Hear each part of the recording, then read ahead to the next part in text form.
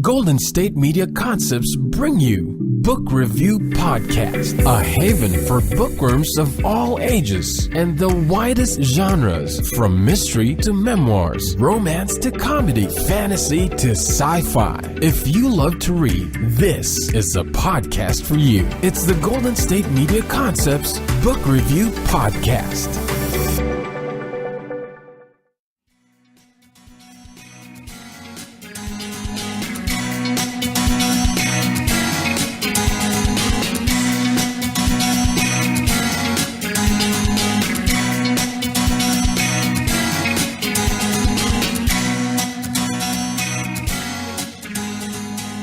Hello and welcome to the GSMC Book Review Podcast, brought to you by the GSMC Podcast Network. I am your host, Sarah, and I am happy to welcome you to this episode about dragons. Now, I've said a couple times that I'm going to do an episode on dragons, and then, didn't get to it that first time. And now this week, I discovered that January 16th is Appreciate a Dragon Day. I probably knew this from last year, but I didn't remember it this time. So I was like, it's just clearly this episode is meant to be, I was meant to do a dragon-related episode this week and not last week when I said I was going to do it originally. So yeah, there you go. The internet and fate clearly have my back on the dragon episode. Would have been better if I'd done it on the 16th, but I didn't. So just work with me here, okay? Now, normally on Appreciate a Dragon Day, I would just take that as an opportunity to post pictures of my own bearded dragons. If you're wondering why there's an Appreciate a Dragon Day, well, every day of the year has numerous different holidays. I mean, if you go online and you can find different calendars that show you all of the holidays that you can celebrate every day of the year, and every day has numerous holidays. I mean, obviously there are the big ones that most of us know, the religious holidays, the secular holidays, like the President's Day, those types of things. But, then there's Appreciate a Dragon Day, and there's, there's Take Your Dog to Work Day, and there's so many, you have no idea. Everything from beer to, balloons to, I can't even think of anything. It should be more alliteration, right? But yeah, I mean, everything almost has a day. Pretty much you can create a holiday for anything. Doesn't mean we get the day off, but so January 16th is Appreciate a Dragon Day. I don't know why it's January 16th. It just says, the one thing I'm looking at says that the dragon is a powerful symbol in mythology all over the world, from Europe to Asia and beyond. So Appreciate a Dragon Day encourages you to explore the cultural significance of the dragon in your society and history. In my case, when I talk about dragons, I'm talking about our bearded dragons, which technically are my husband's, but I think I spend more time with them, which maybe sounds weird. If you've never spent time with a bearded dragon, they're actually quite cuddly. I had no idea. He had iguanas before we got together, and I said, something that gets to be that big and just crawls around the house, I can't deal with. But I will compromise and go with bearded dragons, and we started out with 2, and now we have 3, and I love them. They're so sweet and silly and, actually cuddly. I often cuddle with them, and my husband named them after Pokemon characters.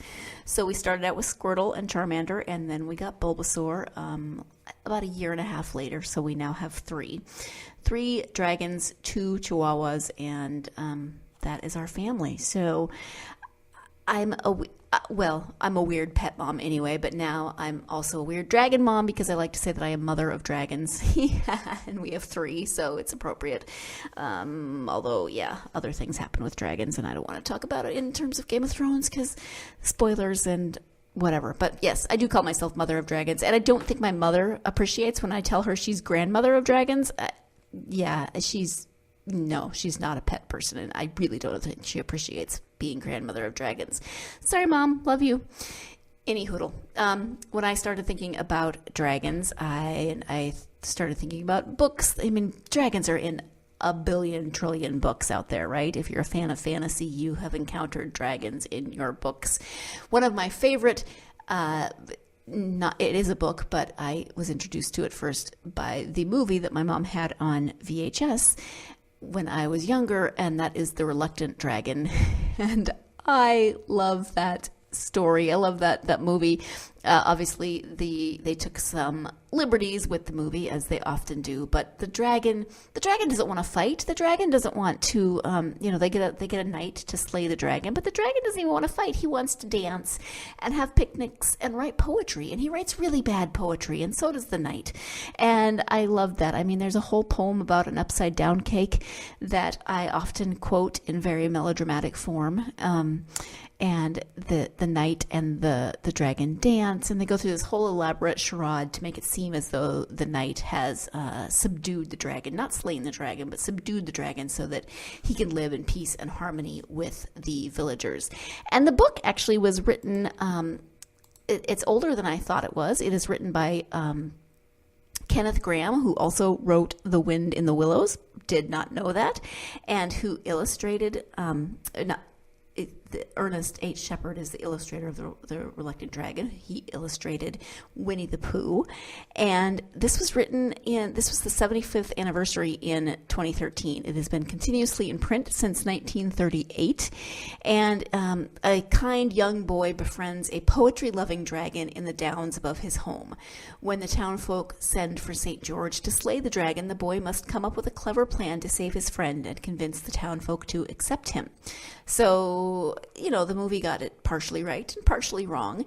I now feel like I read as much as I could when I looked at this on Amazon, but now I definitely need to check it out of the library and read it for myself because I'm sure it is delightful.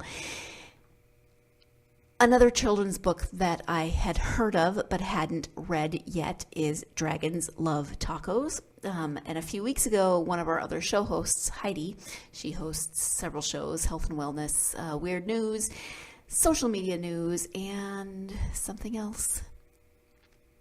It'll come to me. But she hosts 4 of our shows, and you should definitely check those out because she's awesome. She and Ariane host those.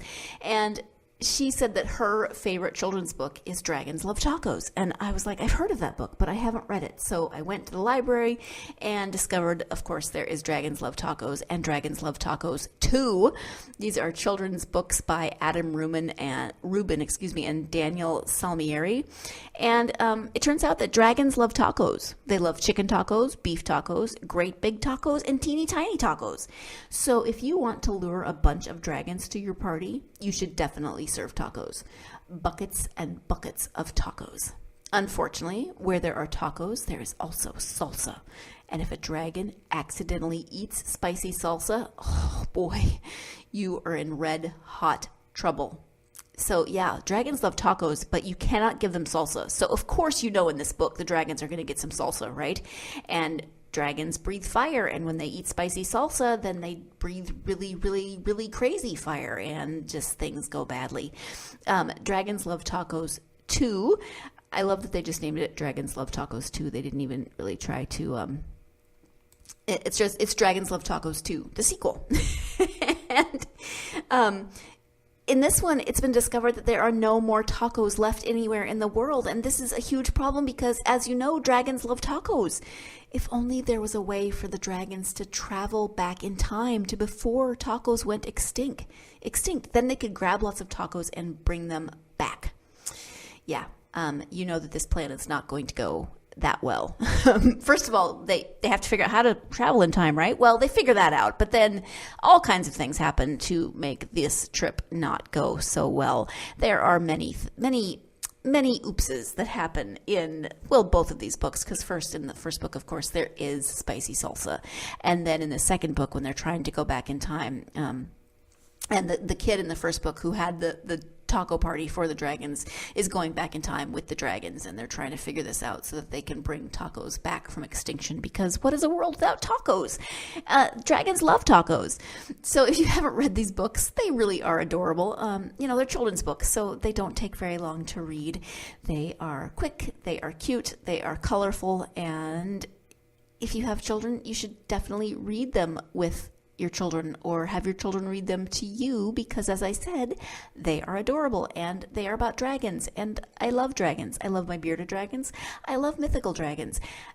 well, I probably don't actually love mythical dragons, like the scary, big, huge, fire-breathing, mean dragons. But I love the mythical, like reluctant dragons or taco-eating dragons or that type of dragon. I am very fond of dragons that are kind. I can't believe I just said that sentence. I think it's time to take a break. So when we come back, we're going to be talking more about books that involve dragons. So stay tuned. You're listening to the GSMC Book Review Podcast, and I will be right back. Want to know the latest and hottest music hitting the airwaves? Don't be left out. Listen to the Golden State Media Concepts Music Podcast. Keith keeps you on the loop with everything you need to know from pop, rock, hip-hop, and the top 40. And we'll throw in news of your favorite artists, concert and tour dates, and so much more. Listen no further, because this is the gold standard in music podcast.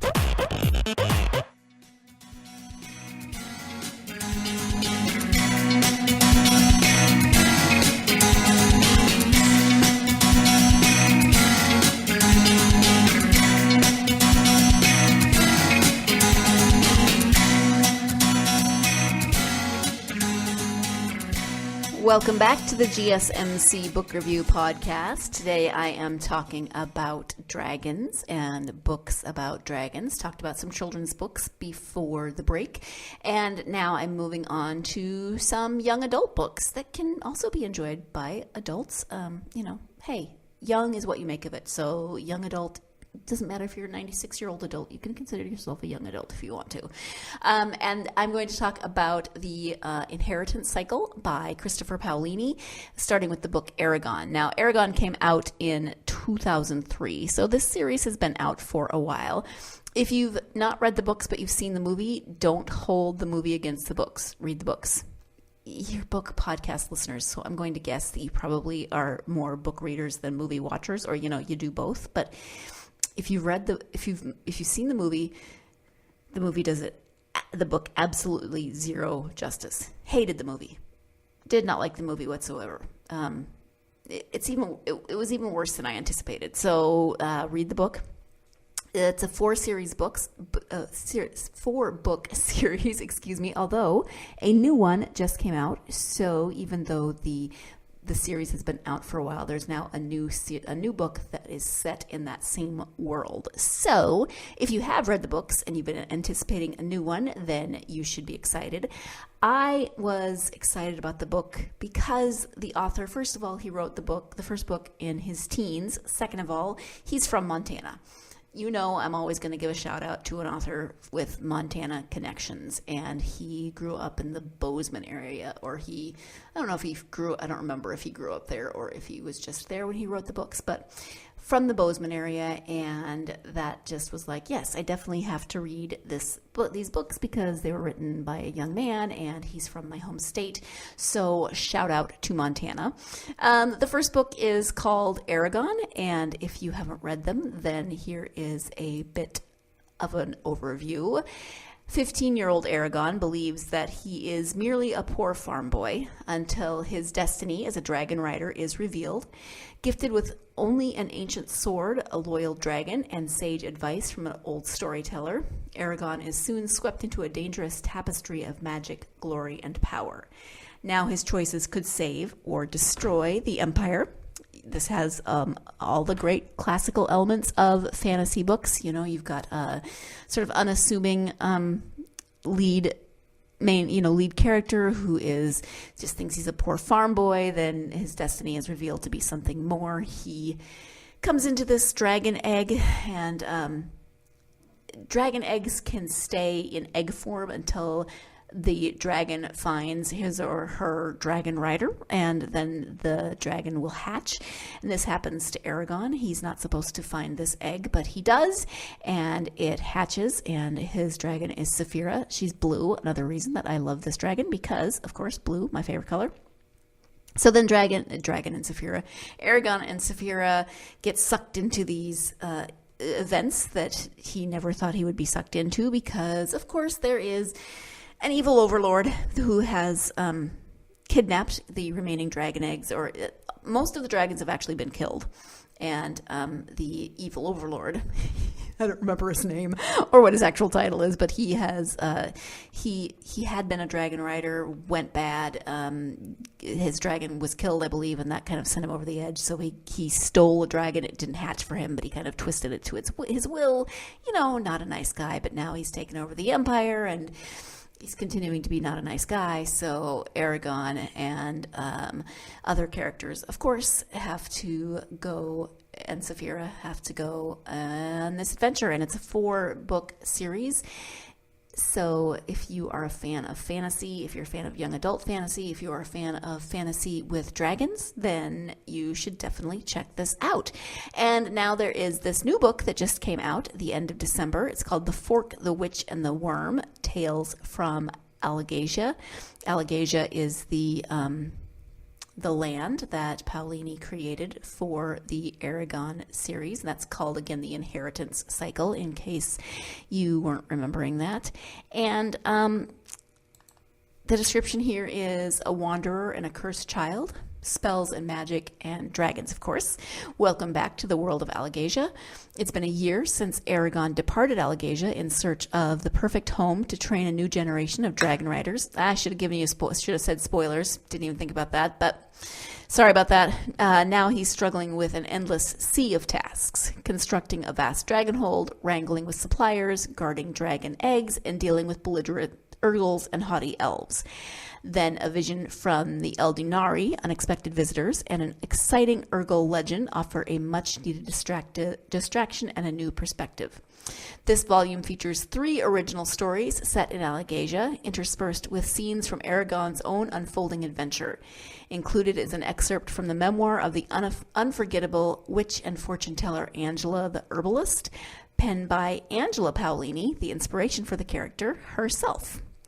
Relish the incomparable imagination of Christopher Paolini in this thrilling new collection of stories based in the world of the Inheritance Cycle. Includes 4 new pieces of original art by the author. That's the other thing. So not only did he start writing young, but he does artwork for these. I think he did all of the book covers, and he's a very talented young man. He's no longer a teenager, but he's, certainly not 96. He is a very talented young man. So if you are a fan of fantasy, as I said, if you're a fan of young adult fantasy, if you're interested in dragons, then you should definitely check out the Inheritance Cycle. They are lengthy.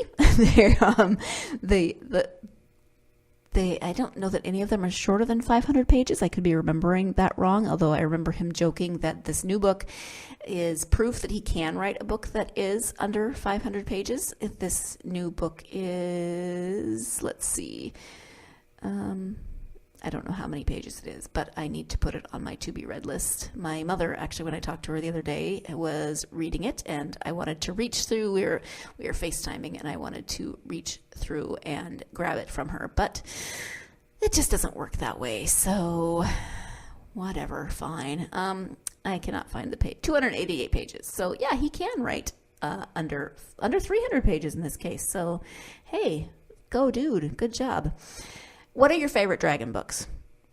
Are you a fan of dragon books? What do you like to read? If you're a fan of fantasy, what are your favorite fantasy books? Do you like contemporary fantasy? Do you like high fantasy? This is a high fantasy series, a completely made up world. There are elves, there are dragons, there are Urgles, which are kind of not really orcs, but think kind of in the orc category. There are, I think there are dwarves, if I'm remembering correctly. And it's been a while since I finished reading them. I still have all of them upstairs on my bookshelf. And yes, so one of the things that I like about this, of course, is that it is a young person who doesn't think he has any special gifts and then finds himself thrown into situations where he has to, of course, he realizes he does have gifts and that he has a destiny he didn't realize. But there's rebuilding happening in this world. So they think that most of the dragons are gone. They do come across a couple of other dragons. So you get to learn some of the dragon lore. You get to learn these dragons communicate with their dragon riders through a telepathic connection. They're different colors. They are beautiful and sassy. And they each have their own personality. So, they're not just like dumb beasts who just breathe fire and eat princesses and sheep. I do believe if I'm remembering correctly, they do eat sheep, but I don't remember any of the dragons eating a princess in this book. So no dragons eat princesses, but they do eat sheep because they are carnivores. So if you really like sheep and don't want to see them eaten by dragons, maybe this isn't the book for you. But if you are a fantasy reader and if you like dragons, you probably are going into this with your eyes open and know that happens. So, hey, anybody out there read a book about a vegetarian dragon? I should look that up and see if there's a book about a vegetarian dragon. And if so, why? Why is the dragon vegetarian and what does it eat? I'm going to look that up during the break. So we are going to take our second break of the podcast. When we come back, hey, we're going to talk about some more books with dragons in them. So stay tuned. You're listening to the GSMC Book Review Podcast, and I will be right back. Tired of searching the vast jungle of podcasts? Now listen close and hear this out. There's a podcast network that covers just about everything that you've been searching. The Golden State Media Concepts Podcast Network is here. Nothing less than a podcast bliss with endless hours of podcast coverage. From news, sports, music, fashion, cooking, entertainment, fantasy, football, and so much more. So stop lurking around and go straight out to the Golden State Media Concepts Podcast Network. Guaranteed to fill that podcast itch. Whatever it may be. Visit us at www.gsmcpodcast.com. Follow us on Facebook and Twitter, and download us on iTunes, SoundCloud, and Google Play.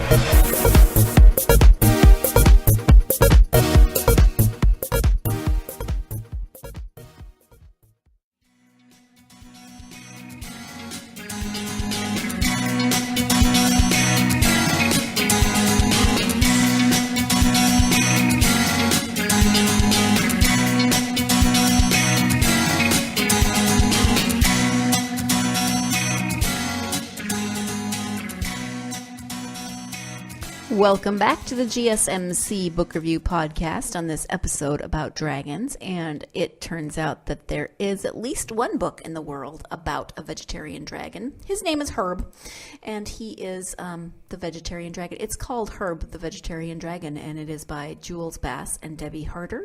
The author is Jules Bass, and the illustrator, is Debbie Harder. And all of the dragons in the forest of Nogard like nothing better than raiding Castle Dark and carrying off princesses to eat. All the dragons, that is, except one. Herb is at his happiest tending his vegetable patch, for Herb is a vegetarian. So it is unfortunate that he is the one captured by the castle's knights in armor. Treacherous Meathook and his dragon cronies will only help Herb if he agrees to eat meat. Will he give in to their blackmail? Jules Bass's lighthearted story combines with Debbie Harder's jaunty illustrations to make this a hilarious picture book that also offers young readers plenty of food for thought. I haven't even read this book yet, and I already feel bad for Herb. I mean, he just wants to tend his vegetables, and then he gets kidnapped or taken by knights, and then he's blackmailed by his own kind because they say he has to eat meat. And this is very colorful. I'm looking at some of the pictures now, and the illustrations are really bright and engaging. And first off, the other dragons should not be raiding Castle Dark to steal princesses because I think princesses would give you indigestion. Herb probably has a better diet anyway. So I am going to see if my library has this book because it looks adorable. And I will get back to you and tell you if I enjoyed Herb, the Vegetarian Dragon. I love that somebody wrote a book about a vegetarian dragon. Of course, it's a children's book. So if you read it, let me know. I would love to hear from you and tell me what you think, how you heard of it. Did you just come across it? Did you, I just randomly type in vegetarian dragon? Because, hey, we Google all sorts of weird things, right? This came out on July 12th, 2007. At least the paperback edition did. So it's been out for a while, and probably many of you have read it. I have not. All right, so we've talked about children's books, and then we moved on to the Inheritance Cycle, the first of which is Aragon by Christopher Paolini. That is young adult fantasy. And then I wanted to also do more of an adult dragon book. And I thought of the Drakon. How do you say that word? Drakon.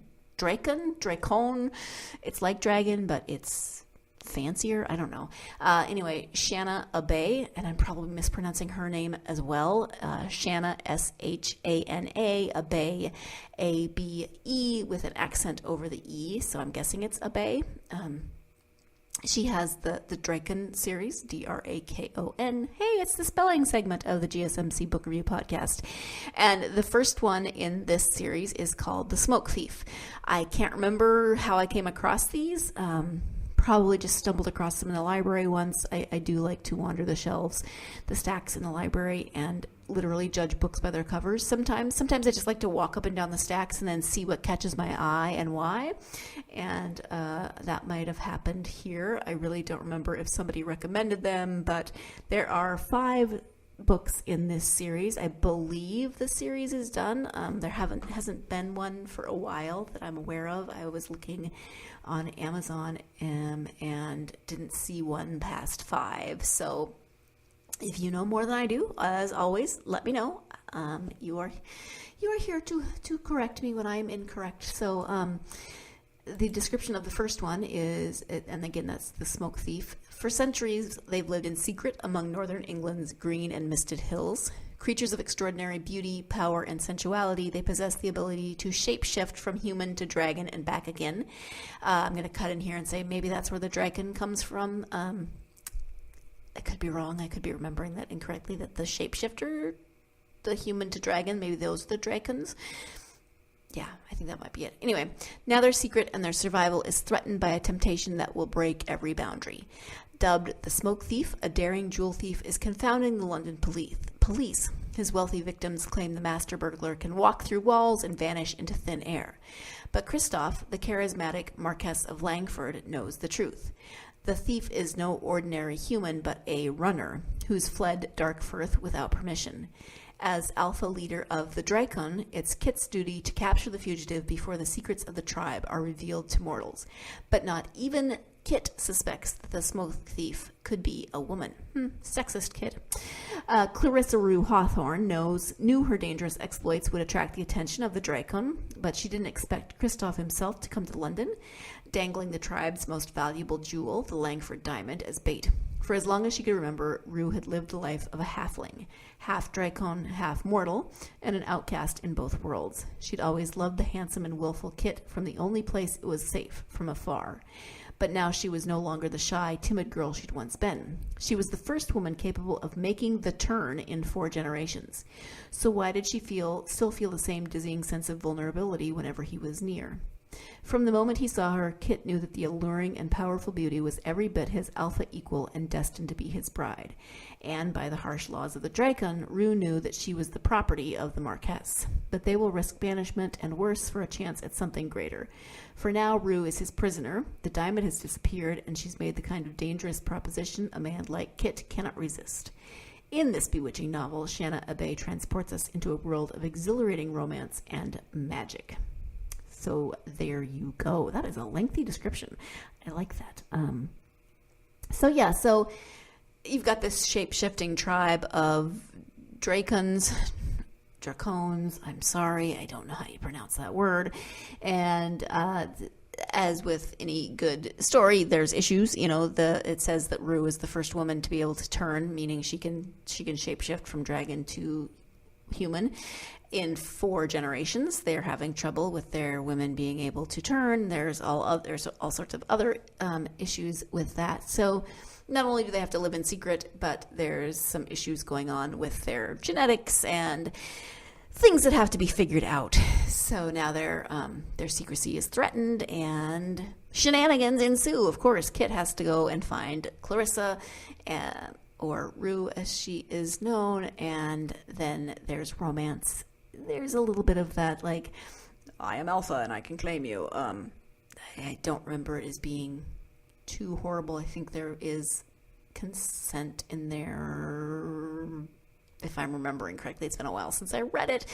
But yeah, it does have that fated mate theme. So if that's something that bugs you, then maybe you don't want to go here. If you are a fan of books like this where you have shapeshifters and shapeshifter sex, I'm just going to say it, then go ahead. If that's not your thing, then also avoid this series because, I've read books where it's done really well, and I didn't remember having like a moment in these. But I've also read books where I did have that moment where the shape-shifting happened, and I was like, my brain just broke. So if I'm remembering correctly, I didn't have a moment where,